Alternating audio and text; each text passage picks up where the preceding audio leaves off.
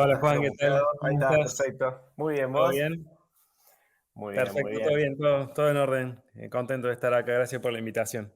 No, gracias a vos. La verdad que bueno, súper contento. Juan es casi un amigo cercano, lo tenemos ahí en grupos, en todo, charlamos. Siempre está mirando las cosas que escribimos, así que nada, muy, muy contento de haberte sumado esta vuelta acá a hablar un poquito de lo que haces vos y bueno, una charlita que está súper interesante. Así que bueno, Juan, te dejo tranqui, Dale. que arranques Veo, ahí veo súper rápido acá cómo es relajado. el tema de compartir. Tranqui. A ver si comparto la pantalla entera. Más fácil, capaz. ¿Se ve ahí la pantalla por las dudas? Excelente. Perfecto. Espectacular. Bueno, cuando quieras, largamos. Te dejo ahí. Dale, bárbaro. Bueno, bienvenidos a todos. Gracias por la invitación y la oportunidad de compartir por algunos minutos un poco nuestros temas de investigación y de research. En esta oportunidad les venimos a presentar un tema, digamos, que nos motiva de allá hace varios años y tiene que ver, bueno, con repensar un poco quizás más de la perspectiva de la investigación y de la abstracción y quizás hasta un poco de la cuestión filosófica de las comunicaciones, cómo se tendrían que pensar las comunicaciones espaciales en espacio, digamos, cercano a la Tierra y también en espacio lejano, en espacio profundo. Así que un poco me animo, digamos, en esta charla a retomar lo que venían presentando las muy buenas charlas de los chicos de Satellogic, por ahí a pensar cuestiones quizás un poco más abstractas de que tienen que ver con la investigación, por supuesto, siempre vinculado con temas, digamos, de informática y de redes. Pero bueno, animándonos a cuestionar un poco los principios, digamos, que están subyacentes en protocolos y en sistemas, digamos, de comunicaciones que hoy usamos a diario. Y en particular, bueno, el título de esta charla tiene que ver justamente con modelos asincrónicos de comunicaciones, muy pensados e inspirados en lo que sería una Internet espacial. Un poquito la agenda para esta aproximadamente media horita, puede ser un poquito más de conversación. Les quiero comentar un poco cuál es la motivación de pensar estos paradigmas asincrónicos de comunicación, para después meternos un poquito en entender de qué se tratan estos paradigmas, cuáles son las arquitecturas que están asociadas, cuáles son los protocolos que les implementan, y vamos a tocar un poco el tema también de cuáles son los modelos y las abstracciones, porque bueno, soy investigador, digamos, tenemos un grupo de investigación sobre esto, y por supuesto modelar y abstraer estos sistemas para poder chequear propiedades, para poder hacer optimizaciones y demás, es lo que en el fondo nos interesa.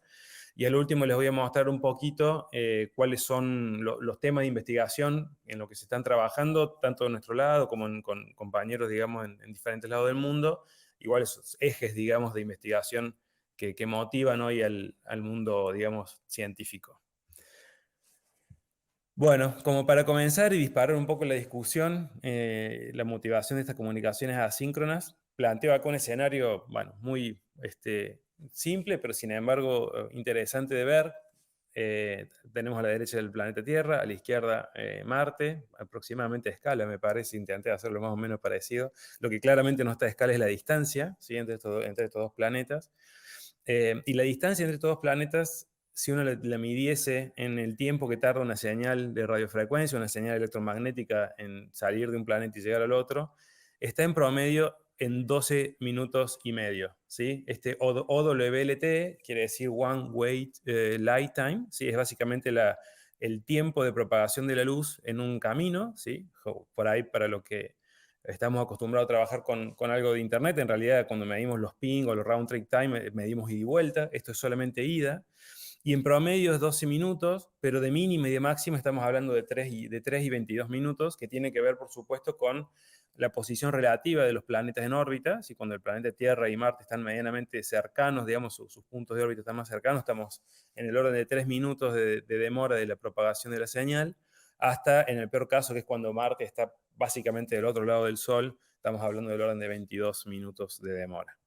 Si uno se pone a pensar, por ahí los que son por ahí DevOps o administradores de redes, por supuesto, pensar en algoritmos, digamos, y protocolos de flujo de control, como aquellos que se implementan en TCP en Internet hoy en día, hacer un lookup de DNS en un contexto como este, o mismo hacer un ping, como decíamos recién, roza, digamos, lo inimaginable, ¿no? Un ping con un tiempo de respuesta de promedio 24 minutos, es algo que realmente estresa, digamos, los principios y los fundamentos de hoy, de los protocolos de Internet y los protocolos de red, tal cual o como hoy lo pensamos.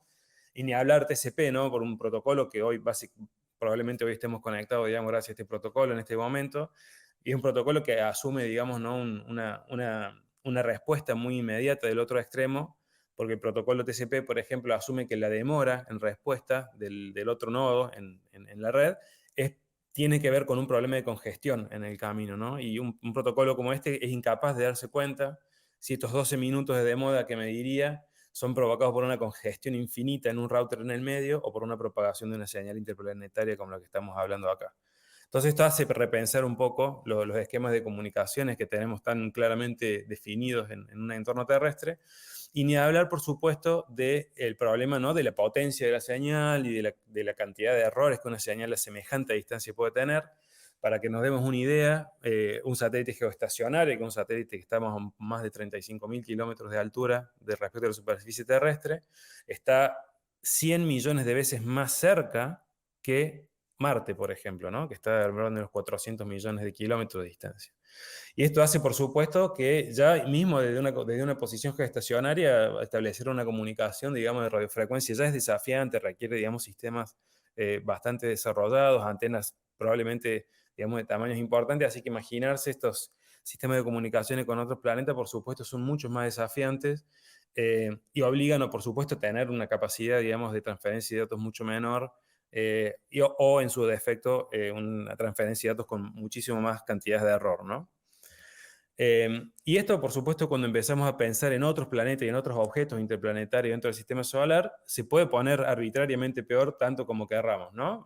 Por ahí los planetas más lejanos, estamos hablando de una distancia, digamos, de tiempo de orden de las 4 horas, y ni hablar, digamos, del Voyager 1, que es el objeto, bueno, creado por el ser humano más lejano que hay hoy en el espacio, que hoy está a 21 horas de one-way light time, ¿sí? Entonces realmente son demoras significativas, ¿no? Si uno tuviese que pensar aplicaciones de hoy en este contexto, casi que hay que repensar o hay que crear de cero, digamos, en general aplicaciones que puedan operar en este entorno interplanetario. Pero más allá de las demoras, ¿sí? que caracterizan este tipo de enlaces, hay otro efecto que no necesariamente es similar, y es el efecto de las disrupciones. Porque ¿qué sucede? En general, todas estas comunicaciones interplanetarias se dan por medio, en el caso de las bases, digamos, de las ground station en tierra, por medio, por ejemplo, de la Deep Space Networks de NASA, que es una red, digamos, de estaciones terrenas de espacio profundo que están ubicadas en España, en Australia y en Estados Unidos, estratégicamente y obviamente para que a medida que el planeta va rotando, siempre hay una antena mirando hacia algún lugar del espacio profundo, y por eso uno logra mantener medianamente una visibilidad pseudo constante, digamos, con las ondas que están en espacio profundo. Pero más allá de que el planeta Tierra y que rote y que nosotros podamos tener estas antenas distribuidas en la superficie, los otros planetas, por supuesto, también rotan, y por supuesto los landers, como, no sé, como el Curiosity, como el Opportunity, que están en Marte, en este caso, por supuesto, sufren de oclusión, y ese objeto, digamos, o ese lander pasa a estar del lado oculto de Marte, ¿sí? Con cierta frecuencia. Lo mismo los satélites que orbitan Marte, que hoy estamos hablando de entre 5 y 6 orbitadores en Marte, que también, entre otras cosas, sirven de relay de información para los rovers que están en la superficie. Esto genera, digamos, fundamentalmente disrupciones, ¿sí? Un enlace disruptivo, y esto a su vez genera una red particionada, ¿sí? No es una red como la que estamos acostumbrados, por supuesto, en Internet, ni siquiera a las redes móviles, porque las redes móviles, como la de celular, por ejemplo, la que estamos acostumbrados a usar, o Wi-Fi, pueden ser redes donde existe cierta movilidad y cierto dinamismo, pero en general son redes que no son particionadas. La topología de la red no se divide en dos o n pedazos, como sucede en este caso, cuando, por ejemplo, el orbitador pasa por el lado oculto de Marte, ¿sí? A recolectar datos de un lander que está en la superficie. Estas disrupciones también es otra característica importante, y también se dan no solamente por una cuestión de visibilidad, sino recientemente también hoy en estos últimos años estamos viendo CubeSats, ¿sí? Satélites bastante pequeños, estamos hablando de 10, 20, 30 centímetros de dimensiones, que están empezando a dar servicios valiosos ya inclusive en el entorno interplanetario. Por ejemplo, este CubeSat que está acá es uno de los Marco, que son 2 CubeSat que se lanzaron junto con el último lander que está en Marte ahora, y usaron esta antena que está acá arriba de banda X para hacer un relay de datos durante la entrada en la atmósfera, en la superficie marciana del rover de NASA. Y estos CubeSat se pueden imaginar a semejante distancia, la capacidad de poder transmitir una información es bastante reducida, y esto se penaliza mucho más aún por el tamaño de las baterías que este tipo de satélites puede llegar a tener.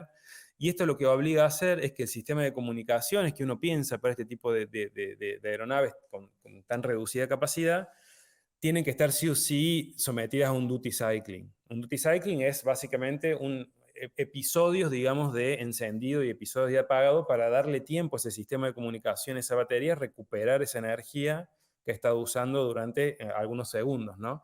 Y ese duty cycling es muy parecido al efecto de la rotación de los planetas, que en el fondo lo que termina generando es como una comunicación episódica, ¿sí? Es disruptiva esta comunicación en el tiempo, y genera esto que decíamos recién, una topología de red sumamente particionada, ¿sí? Entonces, estos son grandes desafíos, digamos, que se presentan, digamos, en lo que son arquitectura de redes, si uno piensa en el largo plazo, en lo que podría ser una conectividad, digamos, interplanetaria. Hay un grupo de científicos, digamos, del cual nosotros formamos parte, ya desde hace unos 20 años, vienen trabajando en cuáles son los paradigmas, cuáles son las tecnologías, cuáles son los modelos que hace falta para obtener algo parecido a lo que vemos en esta imagen, ¿no? Donde de repente los diferentes objetos en el sistema solar pueden estar interconectados entre ellos. Hoy la realidad es que esto no es así. Hoy en general cualquier sonda de espacio profundo, cualquier satélite en espacio profundo, trabajan con comunicaciones tipo DTE o Direct to Earth. Son básicamente, hay conexiones punto a punto, directo a Tierra, directamente con la estación esta, por ejemplo, con la red de NASA, con la red de DSN. Pero por supuesto hay una gran potencialidad de ganar, ¿sí? en reliability, en performance, en un montón de aspectos, si uno piensa en una red como la que estamos viendo acá, que al fin y al cabo no es nada más ni nada menos los principios, los mismos beneficios que Internet trajo, digamos, al pensar una red, digamos, interconectada a escala mundial, solamente acá extrapolado, ¿sí? A una escala interplanetaria. Y esto se ve hoy particularmente mucho más motivado por este contexto de New Space que estamos viviendo, donde, nada, mismo todo lo que estuvieron presentando los chicos de Satellogic, vemos todas estas empresas que hoy están pudiendo capitalizar en tecnologías que son por ahí muy pensadas, digamos, para el entorno terrestre, y que por supuesto gozan de todo un gran empuje de un mercado cada vez creciente, y por ende esto, bueno, otorga mucha más capacidad, digamos, de procesamiento, de memoria, de features a los elementos de hardware y de software, y bueno, que hoy está pasando, digamos, a ser portados al espacio con por supuesto, su screening adecuado, digamos, y sus procesos necesarios para ser usado en el espacio. Pero hoy estamos viendo, digamos, una gran cantidad, digamos, de lanzamientos que se están scheduleando, digamos, inclusive también a nivel interplanetario. Y bueno, y esto motiva, ¿no? Este área de pensamiento, digamos, que es cómo se podría pensar un Internet a escala interplanetaria. Y esto un poco me da pie a comentarles que naturalmente la manera de atacar estos problemas de demora y estos problemas de disrupción que les decía recién es repensar el paradigma de comunicaciones y entender que esto encaja, digamos, de una manera mucho más natural en un paradigma de comunicaciones asincrónica. Para hacer el contraste, digamos, de lo que son estos paradigmas, por supuesto, digamos, si uno tiene que pensar las redes clásicas, estamos hablando de protocolos como TCP, como lo nombramos recién, o muchos otros que forman parte, digamos, del modelo de protocolo de Internet, que en general son protocolos que están altamente basados en un flujo de información instantánea del nodo destino con el cual uno está conversando. Y esto tiene que ver con un principio, digamos, de Internet, en el cual la comunicación hoy por Internet funciona mucho más parecido a lo que es una llamada telefónica que a lo que es un sistema asincrónico. Me animo a pasar a este slide para mostrar un poco de qué se trata esto. En Internet, cuando nosotros la manera de operar hoy de Internet es fundamentalmente yo me conecto a un servidor, hago un intercambio de datos y termino mi sesión. Si uno se fija, digamos, conceptualmente, esa manera de trabajar de Internet tiene mucho más parecido a una llamada telefónica que a otra cosa.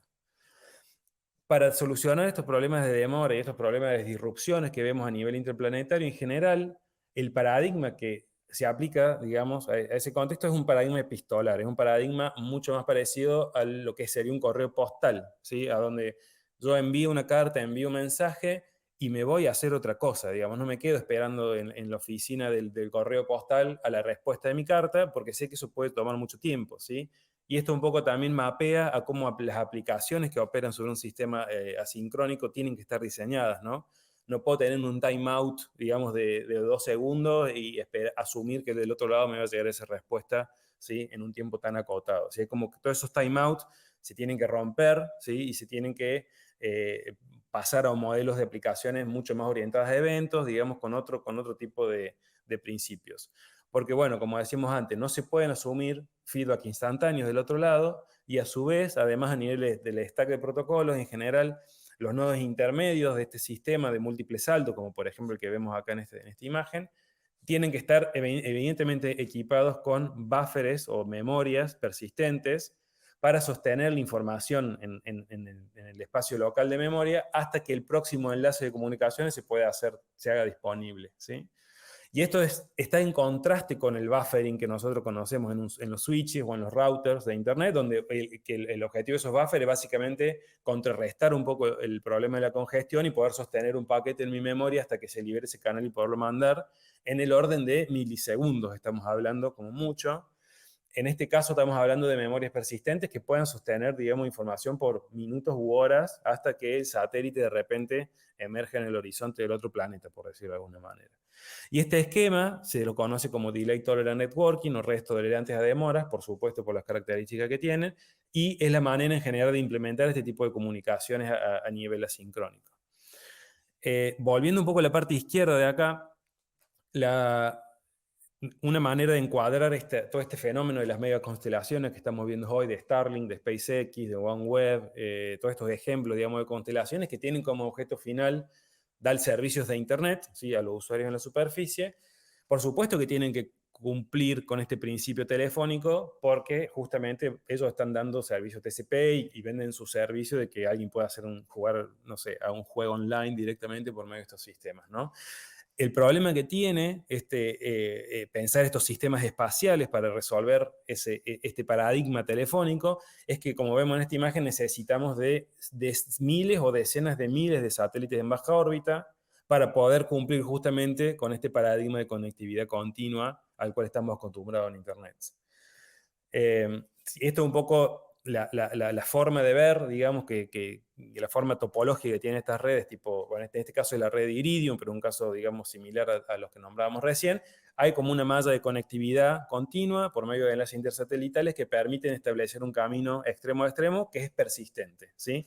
No necesariamente estático, porque puede cambiar, pero persistente. Y lo mismo sucede con redes como la que vemos acá de satélites basados en órbitas geoestacionarias. El objetivo de estos sistemas es sostener el modelo telefónico, ¿sí? Pero ese modelo telefónico, como hemos visto, por más que uno despliegue infraestructura a escala masiva como la que se está haciendo hoy en día, nunca va a solucionar los problemas que vimos recién a nivel escala interplanetaria, que sí o sí necesitan por un límite de impedimento de la física, ¿sí? Trabajar con un modelo epistolar. Y esto habilita pensar quizás a soluciones intermedias, ¿sí? Donde de repente podemos pensar estructuras, digamos, orbitales cercanas a la Tierra, que sean asincrónicas, pero que y sin embargo puedan, digamos, proveer servicios de características asincrónicas por medio de infraestructuras espaciales de muchísima menor escala, ¿sí? Algo parecido sería a cómo se vería algo como esto que vemos acá. Estos son un tipo de red que se los conoce como Ring Road Networks, porque básicamente los satélites de baja órbita lo que hacen es actúan como una mula de datos, fundamentalmente. Colectan la información, en este caso son estos puntos, estas regiones rojas, donde tenemos algún sensor o tenemos algún actuador y tenemos alguna ground station, por ejemplo, en este caso de color verde acá en Córdoba. Y básicamente estos satélites almacenan esta información que colectan, la entregan a la ground station probablemente minutos u horas después, y hay un camino de vuelta equivalente en el sentido opuesto. El resultado es que uno tiene un intercambio de información, ¿sí? Pero con una latencia notablemente superior a la que uno está acostumbrado a tener con el sistema de Internet. La contraparte es que uno puede tener un sistema, digamos, de transferencia de datos a escala global con 5 satélites, con 4 satélites y hasta inclusive con uno inclusive, ¿sí? Sin tener que caer en estas arquitecturas tan controversiales como la que son estas megas constelaciones que estamos viendo hoy, que de alguna manera pensar en estos paradigmas asincrónicos nos permiten cuestionar cuestiones como la sustentabilidad, ¿no?, de estos sistemas como Starlink.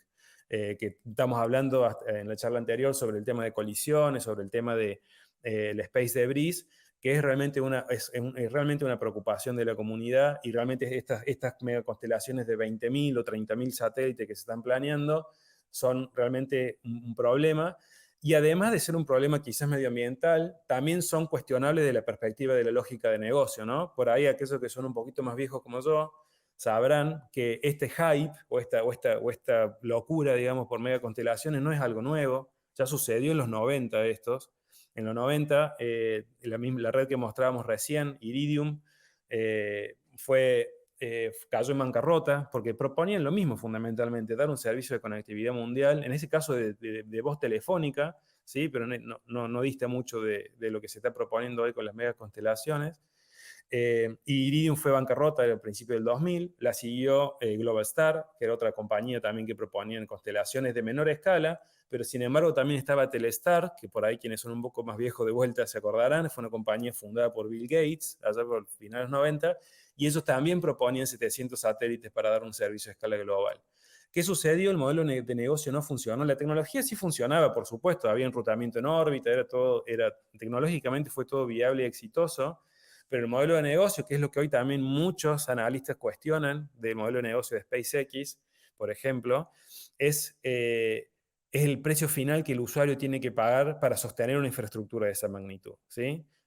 Hoy se está cuestionando, digamos, si realmente las redes como de Starlink, al fin y al cabo, digamos, son, digamos, en términos de negocio, una solución o no. Es algo que seguramente lo estaremos viviendo en los próximos años.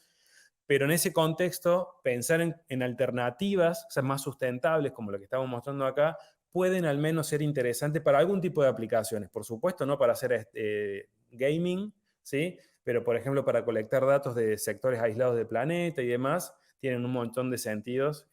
Y es interesante pensar la cantidad de aplicaciones que hoy usamos, que son de naturaleza sincrónica, pero que sin embargo operan sobre una infraestructura sincrónica como es Internet.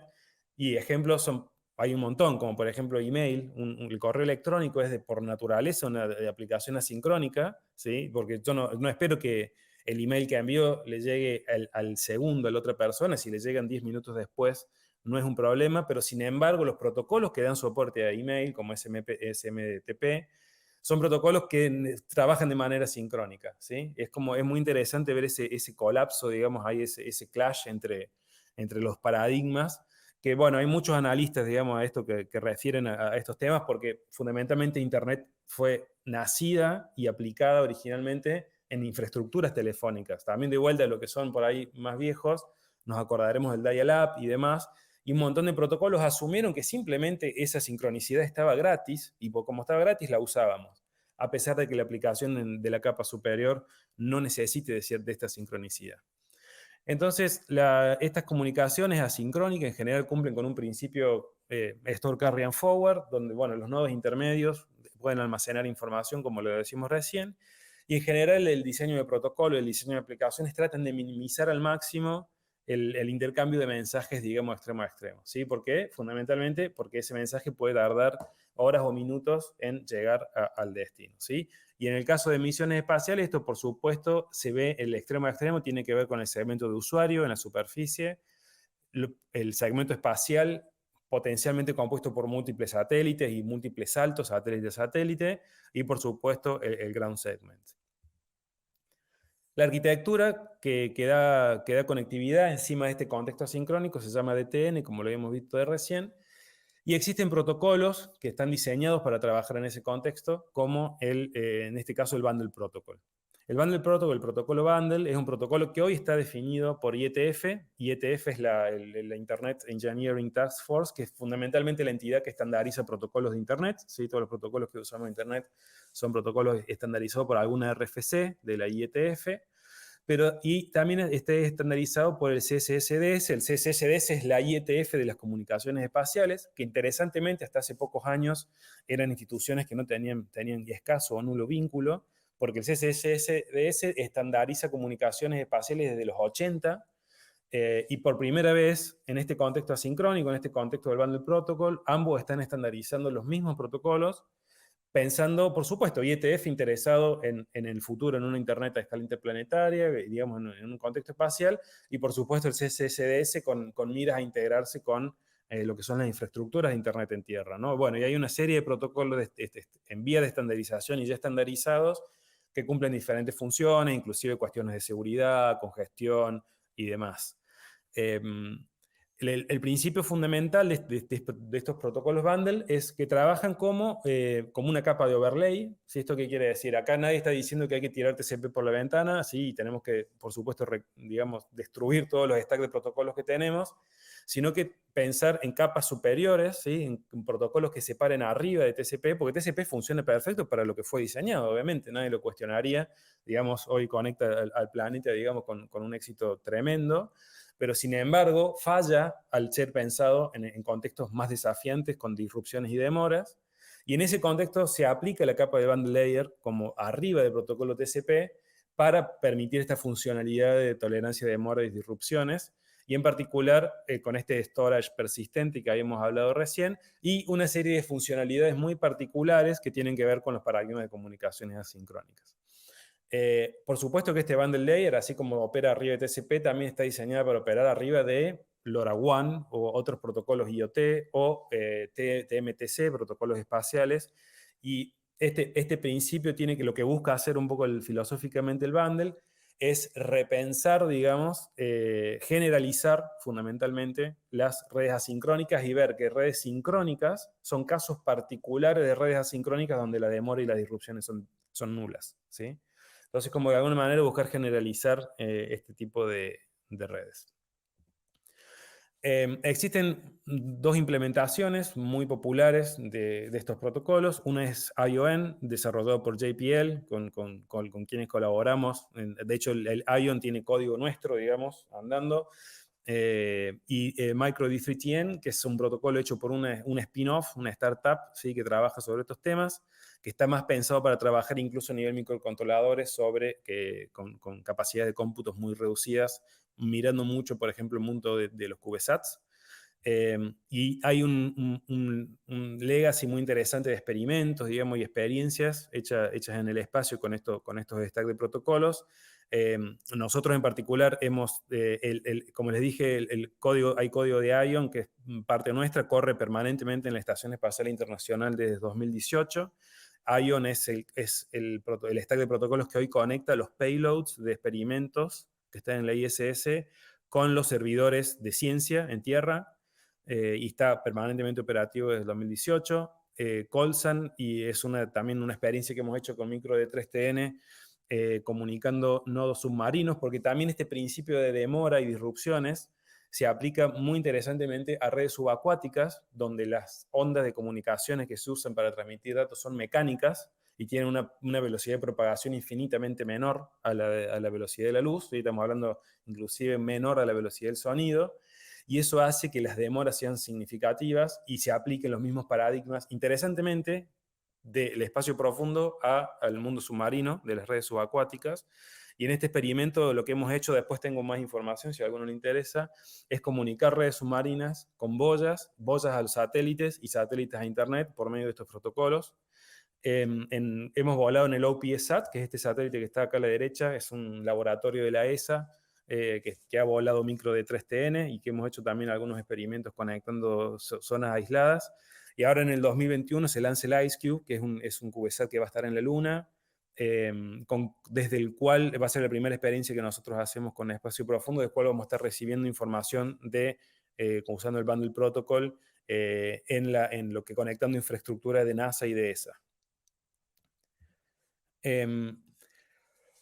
El principio de operación, digamos, que tienen en general este tipo de sistemas son planificación, enrutamiento y forwarding. Y que tradicionalmente en Internet estos tres pasos se dan casi que en el mismo momento, ¿no? El cómputo de una ruta, el cómputo de un algoritmo de enrutamiento, la elección del próximo nodo al cual enviar un paquete, por ejemplo, ¿sí? Para completar una tabla de enrutamiento.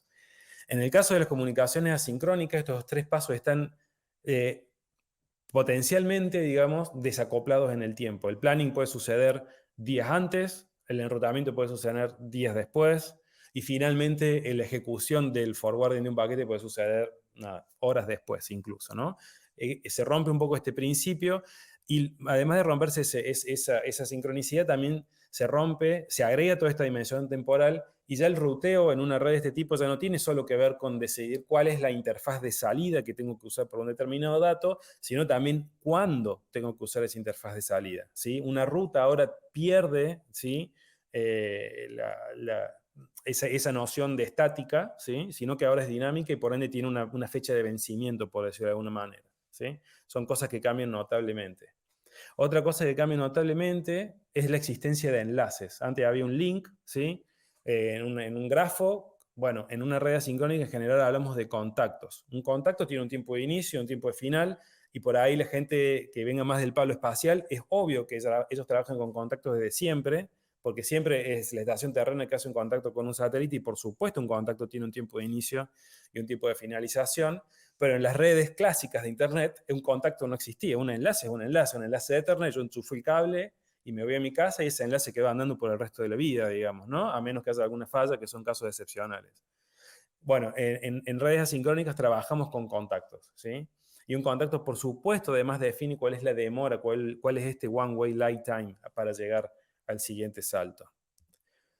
Algo interesante de los contactos es que los contactos por definición tienen que ser unidireccionales. Los contactos, por ahí los que trabajamos con grafos más del tipo Internet, generalmente uno hace un arco en un grafo, ¿sí? Y es bidireccional porque Internet es fuertemente basado en enlaces bidireccionales en general y simétricos. ¿Por qué? También porque las comunicaciones por voz en general son simétricas, ¿sí? Y eso también es otra de las herencias por ahí que se cuestionan un poco de los paradigmas de Internet. Pero en el espacio esto no es así. Siempre en general las tasas de datos de forward y return son diferentes, son asimétricas. Pero más aún, a nivel interplanetario, un efecto súper interesante que es contraintuitivo muchas veces es el siguiente que trato de explicar acá a la derecha. Cuando estamos hablando de distancias de varios segundos luz o minutos luz, como los que venimos hablando, algo muy interesante que sucede es que este satélite B que vemos acá a la derecha viene haciendo la trayectoria como para aparecer en el horizonte de este planeta remoto y por ende quedar a la vista de esta estación terrena A, ¿sí? Algo que sucede es que debido a la gran demora que hay desde la estación terrena hasta ese planeta, la demora que toma la señal esta en llegar al punto en el cual el satélite B la puede recibir es tan significativa, pueden ser varios minutos. Quiere decir que la estación terrena puede empezar a transmitir ese tiempo de demora antes, incluso en el momento en el cual el satélite todavía está escondido atrás del otro planeta, ¿sí? ¿Por qué? Porque esos fotones o esa señal electromagnética va a llegar al satélite en el momento en el que ese satélite emerge en el horizonte, ¿sí? Y va a poder recibir esa señal. Eso es algo totalmente que no existe en redes clásicas, en redes como Internet, y por supuesto se da el mismo efecto cuando el satélite se va a esconder en el otro horizonte, ¿sí? La estación terrena que está enviando información a ese satélite tiene que dejar de transmitir, en este caso, no sé, 5 segundos antes, ¿sí? Porque lo que transmita después de eso va a llegar al satélite cuando el satélite ya esté atrás del horizonte, ¿sí? Y esto hace que los tiempos de inicio y los tiempos de finalización de los contactos en el espacio profundo no sean iguales, sean diferentes, y lo cual hace falta pensar en modelos, ¿sí? Que son, que trabajan de esta manera, ¿no? Con contactos totalmente direccionales y no bidireccionales como estamos acostumbrados en modelos clásicos de Internet. Voy a pasar esto un poco rápido, si quieren después volvemos, pero lo que sí les quiero decir es que existe, por supuesto, una estructura de datos para capturar lo que son estas topologías de conectividad dinámicas en el tiempo, ¿sí? Que son todo un tema de investigación en sí mismo, ¿sí? Una manera de expresar estas topologías dinámicas tiene que ver con grafos evolutivos en el tiempo, como estos que vemos acá, donde básicamente se discretiza el tiempo, ¿sí? Y para cada momento discreto de tiempo hay un grafo que caracteriza la conectividad de la red, pero esto escala generalmente escala bastante mal por la cantidad de nodos que hace falta para cada nueva discretización de tiempo que uno utiliza. Para lo cual se usan estructuras de datos muy interesantes, como por ejemplo esta que muestro acá, que son grafos de contactos, que requerirían una charla en sí misma para analizarlos en detalle, pero sí es interesante ver de que en realidad, por ejemplo, esta estructura de datos, en lugar de tener como vértices los nodos o los hosts, como estamos acostumbrados en redes clásicas, los vértices de estos grafos son los contactos que va a tener ese sistema en el futuro. En el caso espacial, estos contactos son predecibles y estos grafos de contactos se pueden armar a priori. Y estos grafos de contactos son una herramienta muy útil para hacer cómputos clásicos de algoritmias como Spanning Tree, como Dijkstra, de una red que es dinámica en el tiempo, ¿sí? Como la que estamos viendo ahora, pero que a su vez son expresadas por un grafo estático, como el que estamos viendo acá, que captura la dinamicidad de la red de todas maneras, y uno puede calcular, por ejemplo, lo que es una ruta, ¿sí? A lo largo del tiempo, a lo largo de diferentes contactos, por más que sea un grafo estático, ¿no? Y hay un montón de investigación alrededor de esto, cómo poder computar eficientemente rutas a lo largo de este tipo de estructuras de datos. Y bueno, como para ir terminando, les comento brevemente, ¿sí? Esto es como una introducción muy básica, lo que les di recién, pero sí hay un montón de ejes de investigación abiertos a lo largo de todo este tipo de redes, digamos, asincrónicas. Por supuesto, les dejo acá simplemente a título, digamos, si estas slides después se hacen públicas, pueden linkear y ver los diferentes trabajos que hay alrededor, pero uno de estos temas, por supuesto, es la escalabilidad, ¿sí? Ya computar rutas que son dinámicas en el tiempo y que además se vencen y que hay que recomputarlas con cierta periodicidad, estresan notablemente los sistemas de cómputos espaciales. Este, por ejemplo, es alguno de los estudios que hemos hecho con una Nanomind, que es una onboard computer de CubeSat, de GomSpace, y muestran que realmente la escalabilidad es muy mala y que necesitamos mecanismos, digamos, más eficientes para poder repensar estas redes, digamos, el enrutamiento en estas redes, para lo cual hay una serie de propuestas que están acá a la izquierda, que los voy a dejar, digamos, también para que lo veamos, lo vean aquellos que les sea de interés. Hay un segundo eje de investigación también que es muy interesante, que tiene que ver con la reliability, con la robustez, digamos, de estos sistemas, y es básicamente cómo operar en estas redes que además de ser asincrónicas son inciertas. Estos contactos que definimos recién pueden tener asociado una variable probabilística que tiene que ver con la tolerancia, la capacidad de fallos que pueda tener un nodo de esa red o la supervivencia de una situación de interferencia que puede tener ese enlace. Y esto requiere de mecanismos de cómputo de grafos y de algoritmias muy específicos que en general caen bajo lo que es el paradigma, digamos, el paraguas de investigación que se llaman métodos formales, donde hay, por ejemplo, procesos de decisión de Markov y hay una serie de mecanismos de informática que nos permiten computar, digamos, soluciones de este tipo de estructura de datos, muy relacionado también para aquellos que conozcan con técnicas de model checking, ¿sí? También esto es otro tema también que es interesante en la industria. Y un tercer eje de investigación es el tema de la viabilidad en términos de recursos, porque como yo les había dicho, este duty cycling, debido, digamos, a las baterías limitadas de CubeSat, por ejemplo, requieren de este tipo de tecnologías, digamos, asincrónicas. Estas citas que le dejo acá son trabajos que hemos hecho con GomSpace, que es una empresa, digamos, que fabrica y opera CubeSats de Dinamarca, donde hemos desarrollado modelos asincrónicos para operar los satélites de manera autónoma, basado en algunos modelos de Machine Learning incluso, que tasquean los satélites de manera autónoma, de manera tal de que la batería siempre, probabilísticamente, por supuesto, esté por encima del threshold de vida de seguridad, ¿sí? Como se ve un poco en este grafo, nunca la batería pasa por debajo de ese threshold de seguridad, con cierto margen, porque como ustedes saben, saber el verdadero state of charge de una batería es un problema estocástico, ¿sí? No se puede saber nunca con precisión, pero uno siempre con un margen de seguridad trata de tasquear el satélite para que eso nunca baje de ese tiempo de seguridad. Y en particular con esta empresa y con la Universidad de Saarland, con quien trabajamos, hemos operado automáticamente casi por 2 semanas la misión. Estas son 2 CubeSats de esta empresa de GomSpace, que están en estas órbitas que vemos acá. Tiene un enlace intersatelital entre ellos de más o menos unos 3.000 kilómetros de distancia. Interesante la distancia de comunicaciones que logran tener. Y estos satélites han sido tasqueados en términos de visibilidad de ese enlace, pero también en términos de la capacidad de la batería para poderlo sostener en el tiempo, ¿sí? y esto se ha hecho de manera sin ningún humano en el medio, ¿sí? Ha sido una experiencia, digamos, muy interesante. Tengo también algunas referencias para que le interese ver resultados, digamos, y acciones abiertas de este experimento. Algo que sucede, como vamos a ver acá en el video, es que obviamente hay un duty cycling de estas baterías, de estos enlaces que se tienen que apagar y prender esporádicamente en el tiempo para evitar que la batería llegue a estos umbrales de seguridad que les nombraba recién. Esto sucede, por ejemplo, ahora en la animación esta que les muestro. ¿Sí?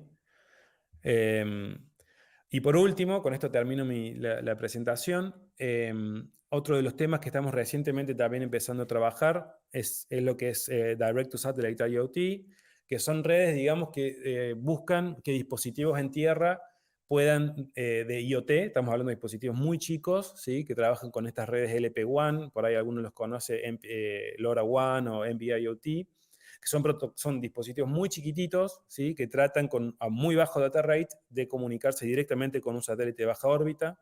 Hay varias soluciones para esto, pero el desafío sigue siendo muy grande. Y estas escasas potencias, esta escasa energía y esta visibilidad esporádica de los satélites se parecen muchísimo más a una red interplanetaria que a una red de Internet, ¿sí? Y estamos aplicando un montón de estos modelos que estamos trabajando en este tipo de redes de Direct to Satellite IoT, que hoy está muy respaldado por muchas empresas y muchas compañías que están tratando de que esto sea tecnológicamente un éxito en el mediano plazo. Así que este sería el último eje de investigación también que les comparto para que sepan que existe fundamentalmente. Con eso termino mi presentación. Este es simplemente una animación también de algunos de los mecanismos de diseño de constelación automática que está trabajando algunos de nuestros estudiantes para generar constelaciones de baja órbita que permiten generar esta conectividad, ¿sí? De IoT que les vine nombrando recién, que tiene algunos constraints y unos casos muy particulares de revisita debido a la sincronización de los clocks de estos dispositivos IoT, que tiene que cumplir con un periodo de revisita mínimo, y que por ende la constelación, digamos, de asincrónica como la que estamos viendo acá, tiene que cumplir, digamos, con esos requerimientos. Y bueno, hay unos mecanismos para poderlas diseñar y poderlas estudiarlas, que también es parte de nuestro trabajo de investigación. Por supuesto, he ido muy rápido y he tocado muchos temas, pero es más que feliz de dar más información al que haga falta y que esto sirva como como un kickoff de algunos de los temas que a ustedes les pueda llegar a interesar. Así que eso es todo lo que tenía para comentarles. A ver si paro la presentación. Bueno, Juan, Me ven a mí ahora, ¿no? ¿Sí? perfecto, sí, genial. Perfecto. Bueno.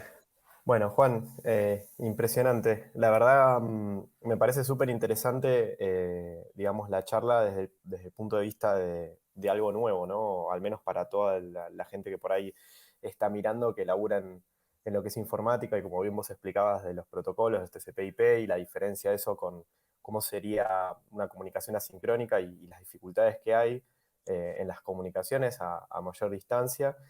De hecho, hay un par de los chicos que estaban viendo, hay un proyecto muy interesante con SDR de cómo recibir la señal del Voyager que está súper, súper lejos y bueno, y estaban como viendo esas cosas y estaban con este problema de cómo es una comunicación tan, tan lejana. Me parece súper interesante tu charla desde ese lado, de como algo nuevo que por ahí muchos no conocemos y estamos acostumbrados a la inmediatez, ¿no? Bien diste el ejemplo ahí de los mails, que uno manda el mail y espera una respuesta en algún momento. Así que nada, estuvo súper genial. Antes de pasar ahí a unas 2 o 3 preguntitas que tenemos de la gente, te quería consultar, digamos, cómo es, digamos, todo este trabajo tuyo que estás haciendo. Mismo ahí nombrabas con algunos de los chicos que están colaborando con vos y demás. ¿Cómo es trabajar, digamos, en este tipo de temáticas o en este proyecto en particular de comunicaciones asincrónicas desde Argentina, desde Córdoba, desde la uni? ¿Cómo lo llevas adelante? ¿Cómo se viene desarrollando? Sí, mira, nosotros lo disparamos mucho desde la CONAE, desde la Agencia Espacial Argentina. Ujú.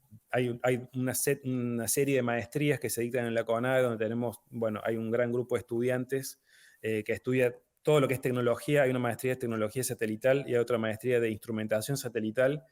Si hay otra maestría también de gestión de datos. Si a alguno le interesa, son maestrías muy intensas que duran 2 años, pero son becadas al 100%. Por ahí si alguien se quiere meter en la parte espacial, siempre es una muy buena manera de hacerlo como curso, por supuesto, de posgrado. Y en ese contexto hay, bueno, varios estudiantes que se interesan mucho en estos temas y bueno, empiezan a trabajar y a repensar mucho desde el lado más académico, ¿no? Esto, porque como lo que te fui presentando, tenemos implementaciones y hay experimentaciones que no las presenté, pero las experimentaciones son como la consecuencia natural de una investigación que es más abstracta, ¿no? Que es más quizás de idea, más de modelo, más de análisis. Eso por un lado, y por otro lado, trabajamos muy fuertemente en colaboración con universidades y empresas internacionales. ¿Sí? Esto que les mostré recién, GomSpace, una de las empresas, digamos, de Dinamarca, con la cual nos vinculamos desde Saarland, que Saarland University es una de las universidades más importantes de Alemania en el mundo de la ciencia de la computación. Ellos trabajan exclusivamente con modelos y métodos de model checking, como los que mostraba recién, tipo estos MDP.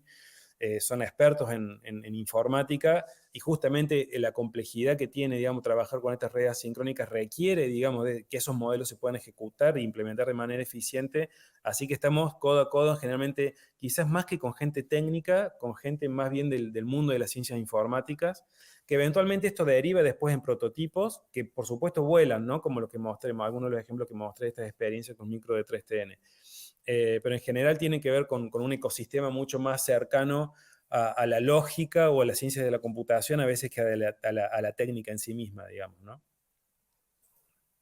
Está perfecto.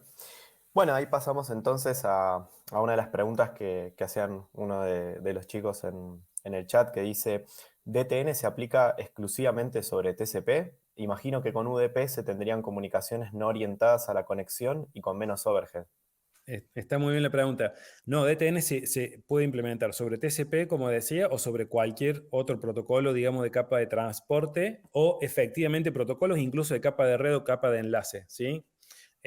Por ejemplo, el Bundle Protocol se puede implementar directamente sobre protocolos de CSS-DS, que son, por ejemplo, no sé si hay algunos chicos de Satellogic todavía conectados, pero estoy seguro que en telecomando y telemetría, con los satélites de Satellogic, muy probablemente estén usando protocolos de TM-ITC o AOS o USFP, que son algunos de los protocolos de CSS-DS, sobre los cuales uno puede montar Bundle Protocol.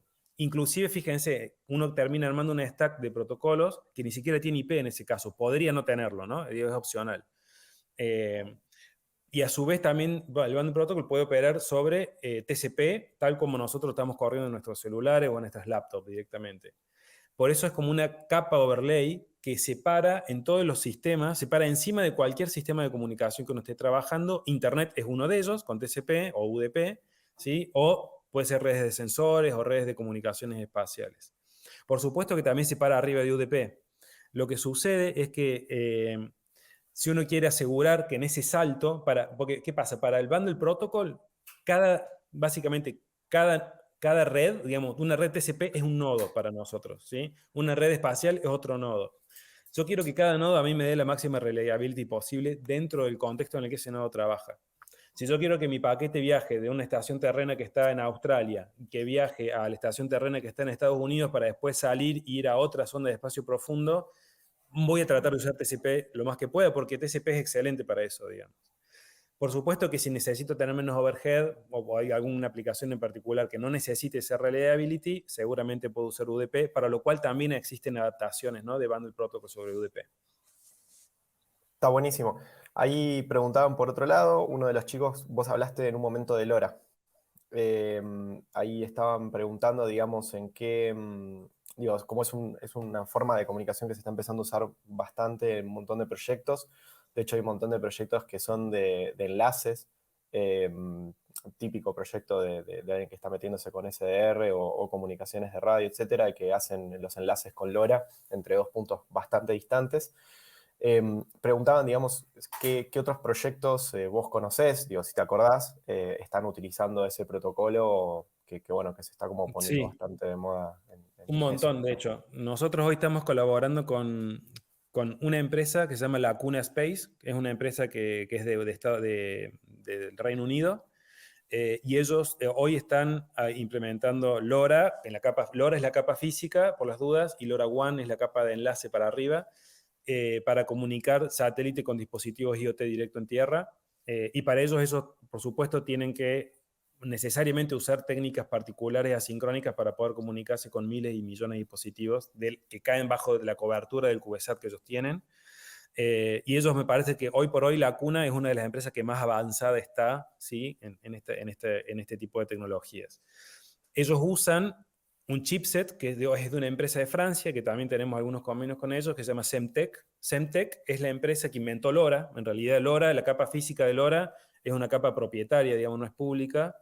Y esta empresa, por supuesto, está interesada en aplicar IoT desde el espacio.